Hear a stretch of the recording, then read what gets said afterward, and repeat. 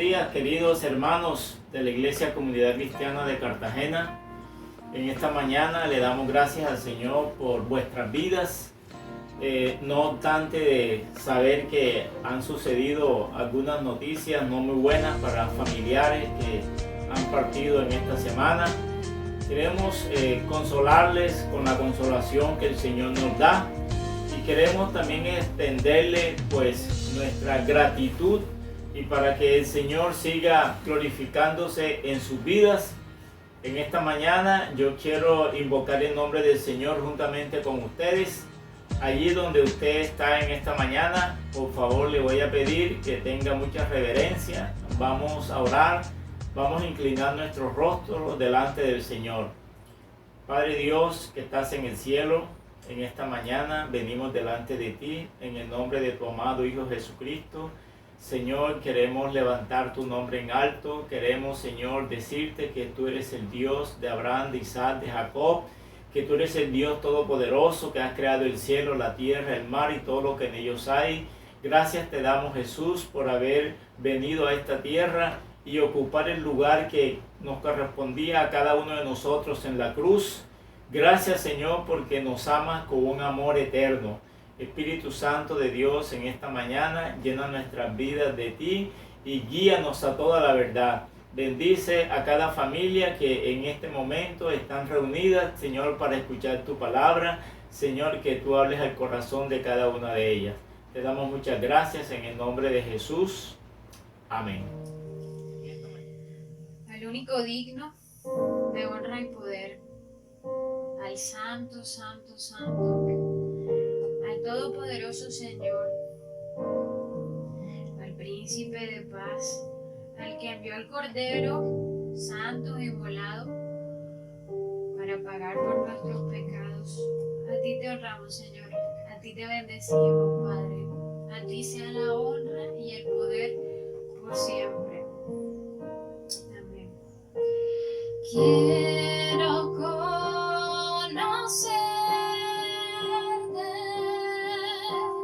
cada día más a ti, entrar en tu presencia y adorar.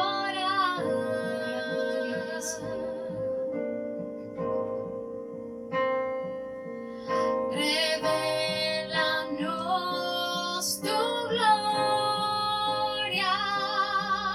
deseamos ir mucho más en ti, queremos tu presencia, Jesús.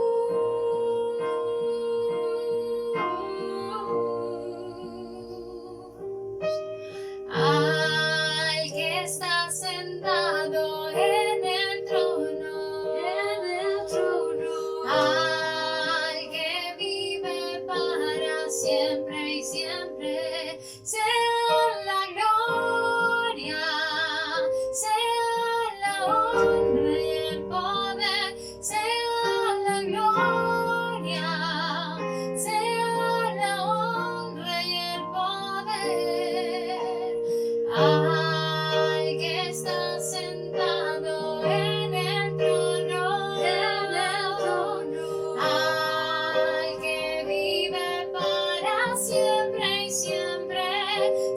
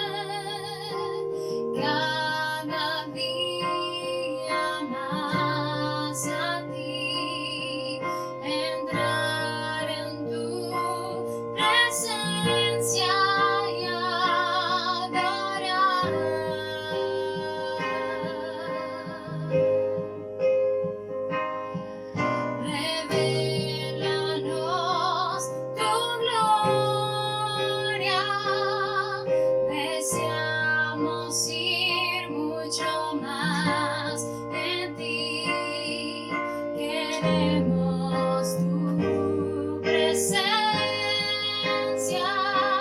Jesús.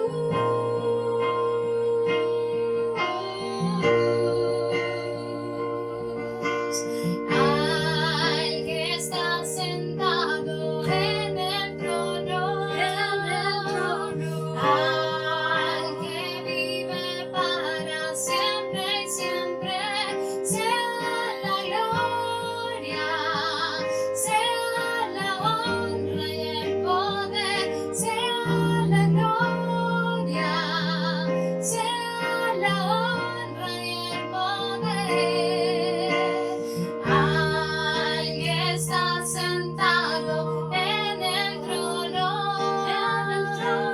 al que vive para siempre y siempre, sea la gloria, sea la honra y el poder, sea la gloria, sea la honra y el poder.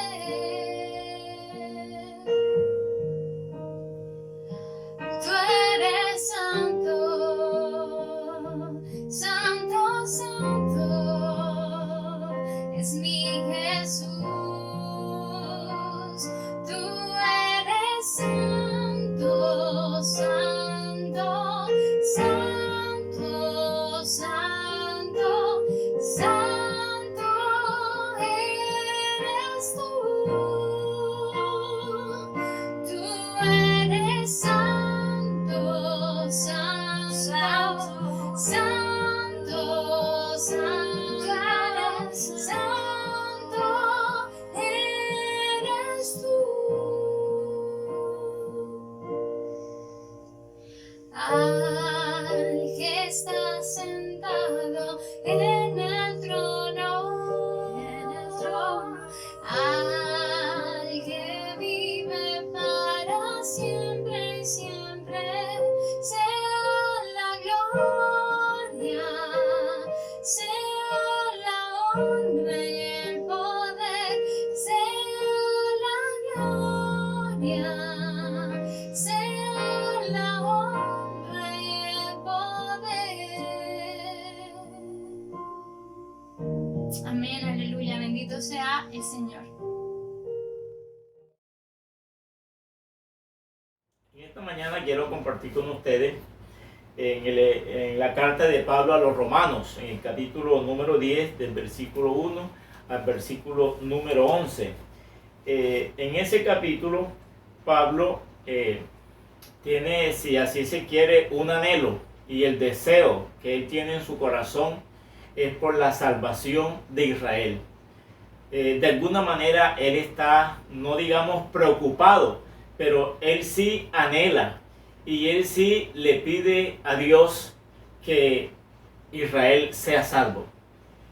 A pesar de que Pablo no fue un apóstol directamente para predicarle a los judíos, sino a los gentiles, pero él, por ser judío, él anhelaba y oraba a Dios por la salvación de Israel. Y él va a tocar un tema aquí y tiene que ver con realmente la justificación por medio de la fe en Jesucristo. Para los judíos no fue fácil. Hasta el día de hoy muchos no han entendido realmente la justicia de Dios y se han quedado en el pasado, y por eso no es muy fácil predicarles a los judíos acerca de Jesucristo, porque ellos siguen creyendo que la salvación se opera mediante la ley de Moisés. Ellos quedaron en el pasado. Entonces Pablo, que él había tenido, como ya nosotros sabemos, una experiencia nueva con el Señor, él había entendido realmente lo que había sucedido en la cruz. Él tenía en su mente, en su alma y su corazón muy claro cómo operaba la justificación por la fe en la persona de Jesucristo. Entonces él les va a hablar y ora especialmente al Señor por la salvación de los hebreos. Entonces quiero que leamos esos versículos del 1 al versículo número 11. Dice el apóstol: hermanos, ciertamente el anhelo de mi corazón y mi oración a Dios por Israel es para salvación, porque yo les doy testimonio de que tienen celo de Dios, pero no conforme a ciencia.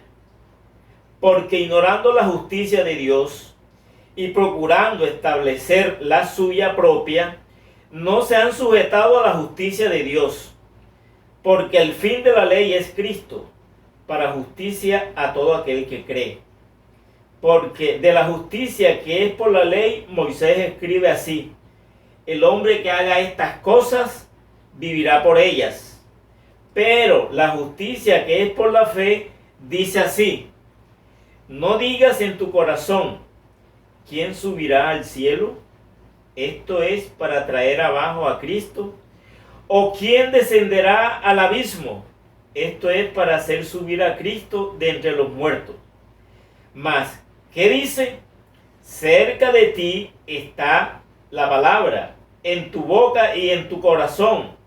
Esta es la palabra de fe que predicamos, que si confesares con tu boca que Jesús es el Señor y creyeres en tu corazón que Dios le levantó de los muertos, serás salvo.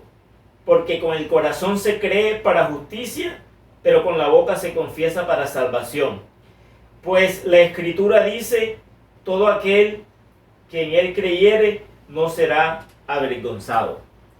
Entonces, Pablo anhela, tiene una oración constante por los judíos, para que ellos realmente puedan ser salvos, para que puedan experimentar lo que él ha experimentado con el Señor Jesucristo. Entonces, por eso él dice: hermanos, ciertamente el anhelo de mi corazón y mi oración a Dios por Israel es para salvación. Ese debería ser un anhelo de cada uno de nosotros, por nuestras familias, por nuestros amigos, por los compañeros, por cada colombiano, así como Pablo anhelaba y oraba por sus compatriotas israelitas. Igualmente nosotros estamos llamados a tener en nuestro corazón un anhelo y una oración especial por la salvación de cada colombiano. Y él va a decir que realmente ellos tenían celo de Dios, porque yo les doy testimonio de que tienen celo de Dios. O sea, él está diciendo: yo reconozco que ustedes son celosos de Dios, que ustedes son unas personas devotas, ustedes son unas personas religiosas, ustedes son unas personas que tratan de agradar y de cumplir toda la ley de Moisés, pero no conforme a ciencia. Entonces era una vida religiosa como hoy día. Hoy día hay una cantidad de personas religiosas, fanáticas, pues que quizás pueden orar más que nosotros, pueden hacer muchos sacrificios, porque ellos piensan que de esa manera se acercan más al Señor y quieren cumplir exactamente todo lo que Dios ha dejado escrito en la ley, en el Antiguo Testamento. Quieren ser celosos al extremo. Entonces Pablo les dice: pero ese celo es sin ciencia. O sea, a ustedes les falta sabiduría. Ustedes no han conocido realmente cuál es el quiz, cuál es el asunto, de qué se trata, qué es lo que ha pasado ahora con el advenimiento de Jesucristo, qué es lo nuevo, que no es tan nuevo, sino que estaba oculto en la antigüedad.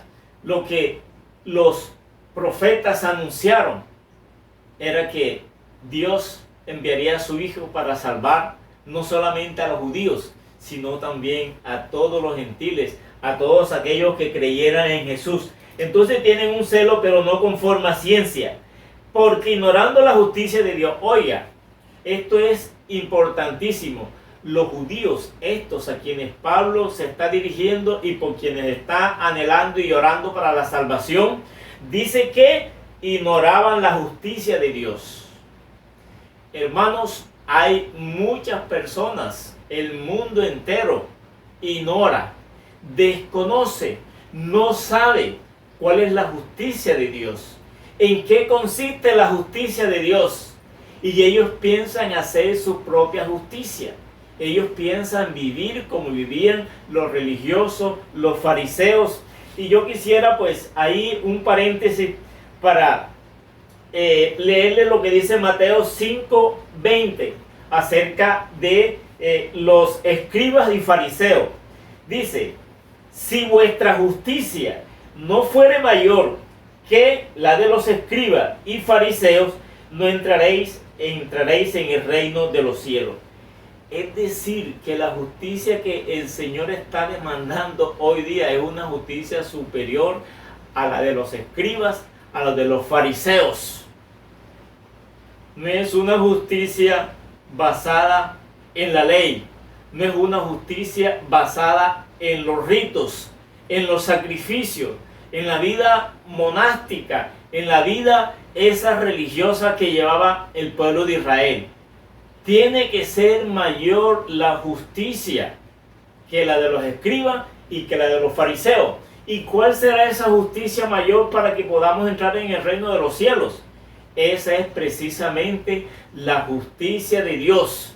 Esa justicia de Dios que ahora se revela para nosotros y para algunos judíos, que el Señor ha permitido que ellos reaccionen y entiendan en qué consiste la justicia.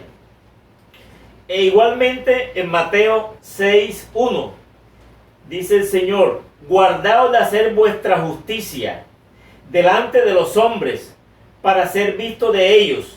De otra manera no tendréis recompensa de vuestro Padre que está en los cielos.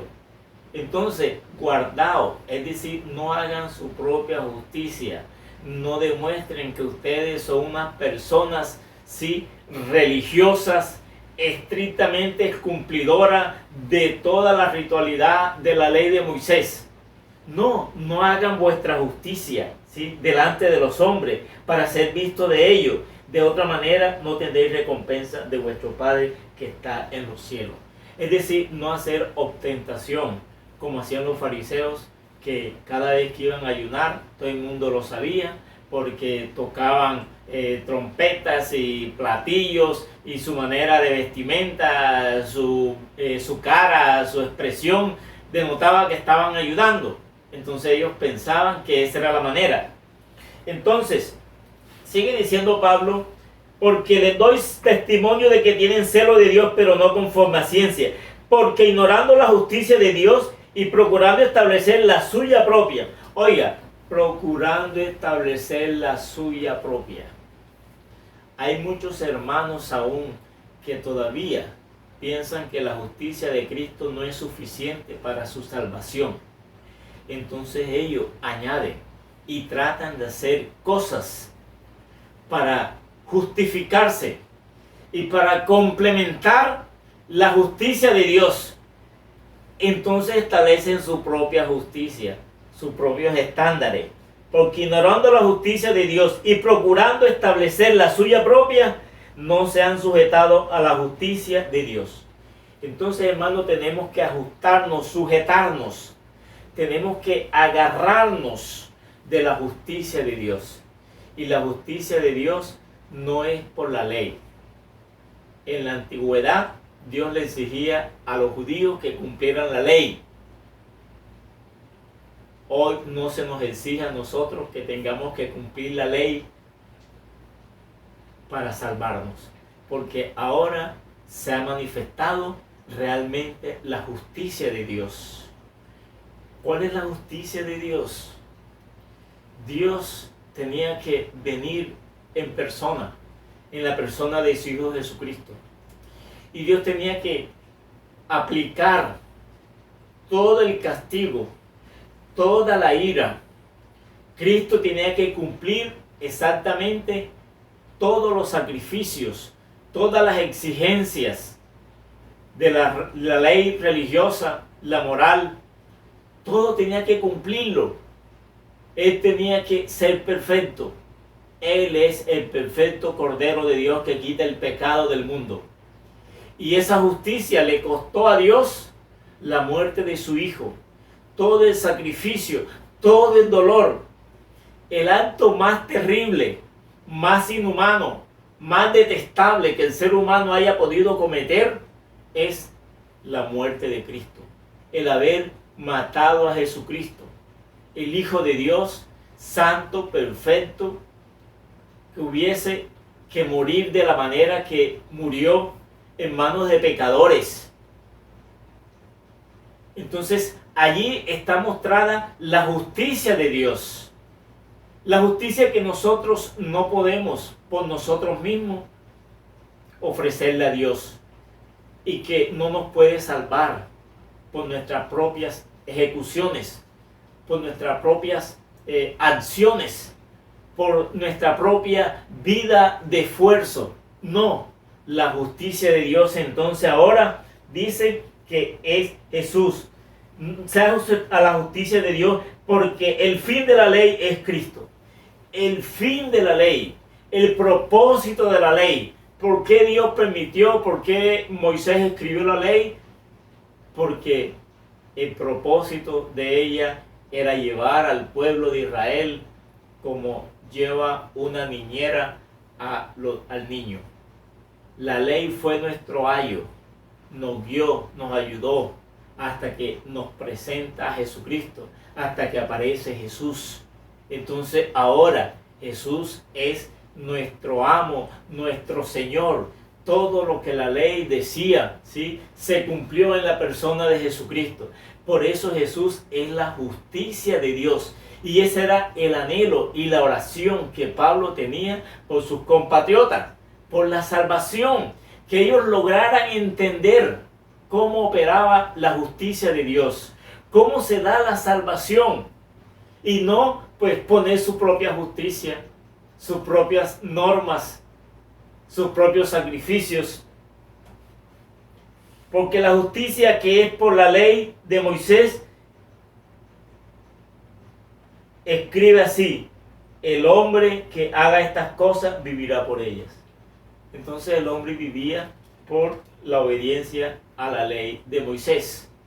No quiere decir hoy día que nosotros no tengamos que obedecer. Hoy estamos llamados a obedecer la ley moral. Los 10 mandamientos siguen siendo ley para nosotros, pero ya no hay condenación porque Jesucristo se hizo condena por nosotros. Pero la justicia que es por la fe dice así: no digas en tu corazón, ¿quién subirá al cielo? Esto es para traer abajo a Cristo. No digas en tu corazón, ¿quién subirá al cielo? Jesús vino del cielo y Jesús ascendió al cielo. Entonces ahora Jesús es la justicia de Dios. ¿O quién descenderá al abismo? Esto es para hacer subir a Cristo de entre los muertos. Entonces Cristo descendió de los cielos.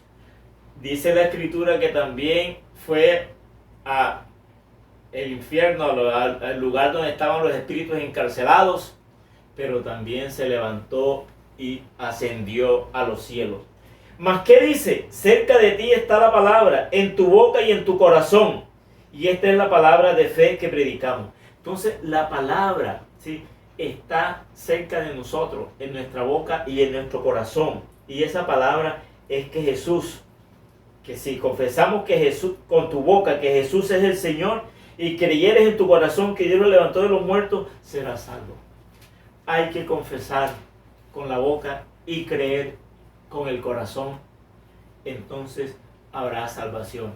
Los judíos, como nación, no han creído con el corazón ni han confesado con su boca, y por eso es necesario que se les siga predicando y que Dios complete el número de los redimidos.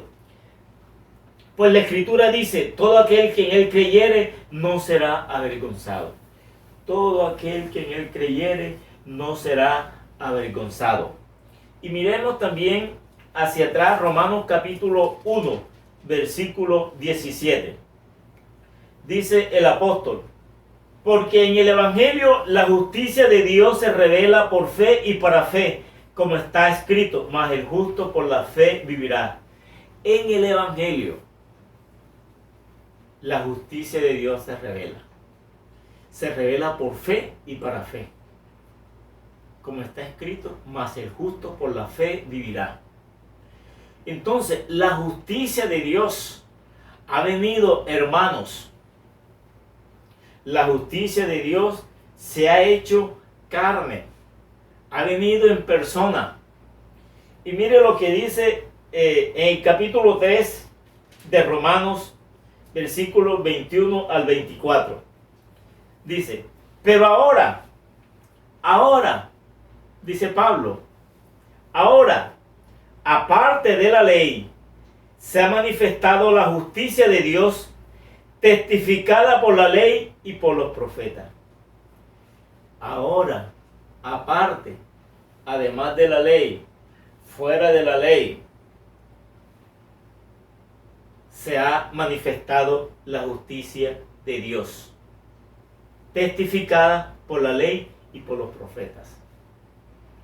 En la ley de Moisés y en los profetas estaba consignada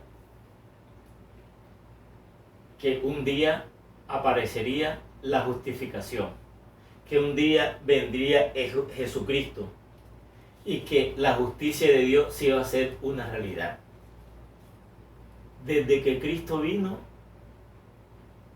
murió, resucitó, se ha inaugurado la justicia de Dios. La justicia de Dios ya no es por la ley, la justicia es por la fe. Es por confesar con la boca, por creer en el corazón que Jesucristo es el Señor. La justicia de Dios por medio de la fe en Jesucristo, para todos los que creen en Él, porque no hay diferencia. No hay diferencia para sexo, para nacionalidad, para condición social. La justicia de Dios se aplica para todo aquel que cree en Jesucristo. Ya no es solamente para los hebreos, ahora es para todo el mundo, para todo aquel que invoque al Señor Jesucristo. Entonces la justicia de Dios por medio de la fe en Jesucristo para todos los que creen en Él, porque no hay diferencia. Por cuanto todos pecaron y están destituidos de la gloria de Dios. Todos necesitamos de esa justicia de Dios. Esa es la justicia del nuevo pacto. Esa es la justicia verdadera de Dios. Esa justicia de Dios le costó a Dios la muerte de su Hijo. El mismo Dios predeterminó que su Hijo padeciera, que su Hijo sufriera la muerte y muerte de cruz. Dios no escatimó a su Hijo para entregarlo por nosotros. Por eso nosotros estamos sujetos de este lado de la eternidad también a sufrimientos, a padecimientos. Entonces sigue diciendo el versículo 4, siendo justificados gratuitamente por su gracia mediante la redención que es en Cristo Jesús. Siendo justificados gratuitamente. Para nosotros es gratis, pero para Dios le costó lo más preciado, su propio Hijo. Siendo justificados gratuitamente por medio de la redención que es en Cristo Jesús. Cristo nos redime, Cristo nos compra, Cristo nos salva, Cristo nos hace hijos de Dios. Entonces, esto era el anhelo que el apóstol Pablo tenía en su corazón. Y yo creo que debe ser el anhelo nuestro también por la salvación no solamente de los judíos, sino de los gentiles, de nuestras familias, nuestros amigos, nuestros hermanos, nuestros compatriotas. En medio de toda esta adversidad que estamos viviendo, se hace más patente la gracia del Señor, la necesidad de agarrarnos de la persona de Jesucristo, de reconocerlo día tras día, de no aflojar, de persistir, de perseverar creyendo en Él.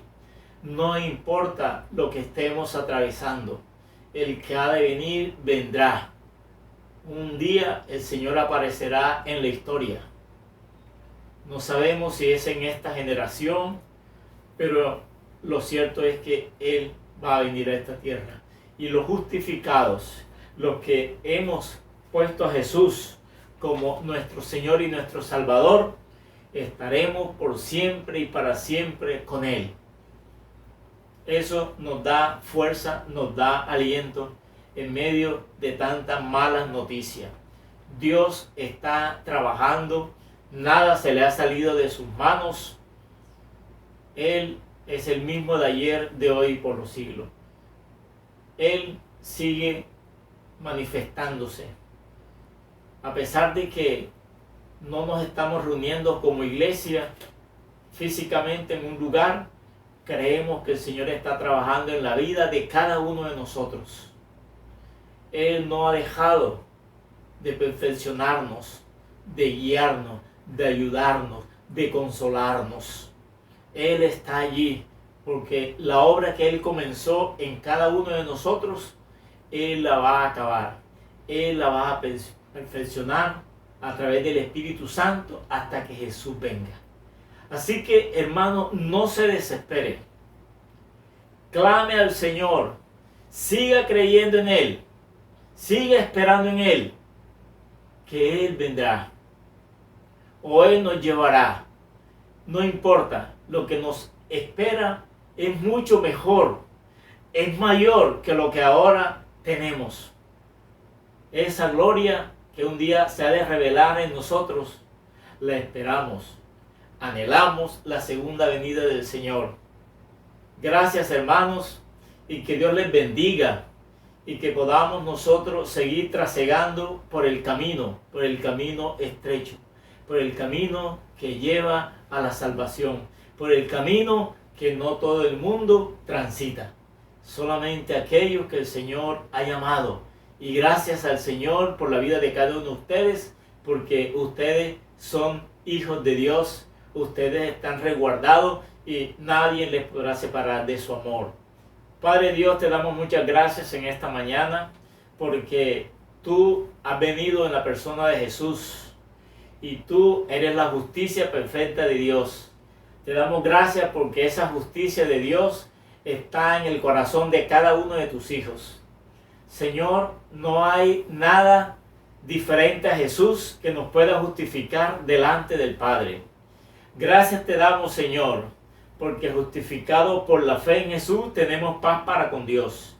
Gracias por esa paz que sobrepasa todo entendimiento, por esa paz que guarda nuestra mente y nuestro corazón. Asístenos, Señor, en tiempos difíciles. Tú prometes estar con cada uno de tus hijos. Lo sabemos, Señor, lo experimentamos y aunque no lo experimentamos, Señor, lo sabemos por la fe que tú vas a estar con cada uno de tus hijos todos los días hasta el fin del mundo. Bendice, Señor, a los familiares de aquellas personas que han partido, Señor, a tu presencia. Señor, consuélales. Te damos gracias, Señor, por todo lo que estamos viviendo. Gracias, Señor, porque tú vas a venir. En el nombre de Jesús. Amén. Hermanos, que Dios les bendiga, Dios les guarde y nos seguimos viendo pues a través de los medios electrónicos en la semana y que el Señor siga engrandeciendo su vida. Amén. Felicidades.